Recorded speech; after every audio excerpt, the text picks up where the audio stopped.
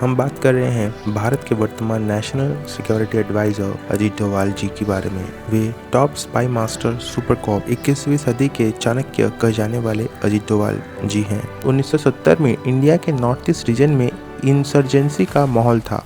वहाँ के स्टेट्स खुद के लिए एक इंडिपेंडेंट नेशंस की मांग कर रहे थे। अगर बात करें मिजोरम स्टेट की, तो वहाँ एक सेपरेटिस्ट लाल देंगा की लीडरशिप के अंडर इंस्टेबिलिटी अपने पिक पर यह वहाँ के सरकार के अलग पैरेलल सरकार चला रहे थे। मिजो नेशनल फ्रंट मिजोरम को इंडिया से अलग करने की मांग कर रहा था। दिल्ली में बैठे इंडियन गवर्नमेंट के लिए ये सिचुएशन बहुत नाजुक था। ऐसे में आईबी ने यह तय किया कि उनका कोई ऑफिसर मिजोरम जाकर इंसर्जेंसी को शांत करने की कोशिश करेगा, लेकिन सवाल था कि यह कौन करेगा। जवाब केवल एक ही था, जी हाँ, अजीत डोभाल जी। अजीत डोभाल जी अपनी मैरिज के कुछ ही महीनों बाद अपने काम पर वापस लौटे। जब उनको मिजोरम की हालत का पता चला तो उन्होंने खुद आगे आकर वहां जाने की बात कही। सबको कहीं ना कहीं इस बात का भरोसा था कि अब ये सिचुएशन सॉल्व हो जाएगी। खैर, वहां जाकर उन्होंने अपनी खास रणनीति बिछाई और एक एक करके सभी दुश्मनों को ढेर किया। असल में लाल देंगा अपना आतंक अपने 7 कमांडर्स के बलबूते पर फैलाता था। ये 7 कमांडर्स लाल देंगा की सबसे बड़ी ताकत होने के साथ साथ सबसे बड़ी कमजोरी भी थी, और डोभाल जी ने इनकी इसी कमजोरी पर वार किया। उन्होंने इन 7 में से 6 कमांडर्स को अलग अलग तरह से लालच और दिलासा देकर अपनी तरफ शामिल कर लिया। यहाँ लाल देंगा को जब ये पता चला कि उसकी असल पावर तो उसके हाथों से जा चुकी है, तब उसको भारत सरकार के आगे घुटने टेकने ही पड़े। कुछ समय बाद लाल देंगा और भारत सरकार के बीच पीस टॉक्स कराई गई। इसी के साथ मिजोरम के सेपरेटिस्ट मूवमेंट को खत्म किया गया। वहां चुनाव करवाए गए। आखिरकार अजीत डोभाल जी का यह मिशन कामयाब रहा। मिजोरम के इंडिया के साथ सक्सेसफुल एक्सेशन में अजीत डोभाल के इमेंस कंट्रीब्यूशन के चलते उनको प्रेसिडेंट पुलिस मेडल से नवाजा गया। 1990 में उन्होंने कश्मीर में बढ़ रही मिलिटेंसी को रोकने के लिए भी अपनी इन्हीं सटीक नेगोशिएशन स्किल्स का इस्तेमाल किया।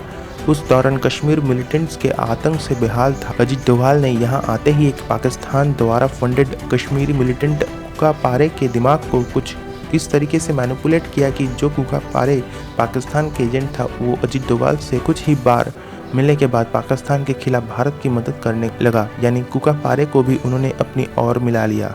इसके बाद 1996 में जम्मू कश्मीर में विधानसभा के इलेक्शंस कराए गए और इन इलेक्शंस में कुका पारे एमएलए की सीट जीत गया। अजीत डोभाल की इन्हीं शानदार नेगोशिएशन स्किल्स का एक और नमूना हमें IC-814 की हाई जैकिंग्स के दौरान भी देखने को मिला। ISI चाहते थे कि अपने सिटीजन की जान बचाने के लिए इंडिया उनके 100 खूंखार टेररिस्ट को छोड़ दे और साथ ही उनको $2 बिलियन पे करें, लेकिन यह अजीत डोभाल को गवारा नहीं था। पर दोनों ही साइड से उन पर प्रेशर ही बढ़ रहा था, लेकिन इसके बावजूद उन्होंने एक बार फिर अपनी बातों के चक्रव्यूह में मिलिटेंट्स के मन में अपना डर बैठा दिया।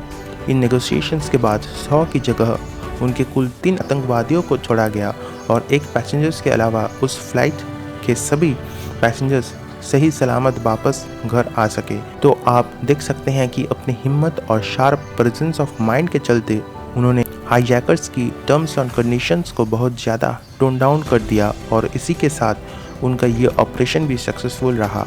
अब तक आप ये अंदाज़ा लगा ही सकते हैं कि अपने 30 साल लंबे जासूसी के करियर में उन्होंने कैसे खूंखार परिस्थितियों को अकेले फेस करते हुए पूरे इंडिया की सिक्योरिटी को सराखों पर रखा।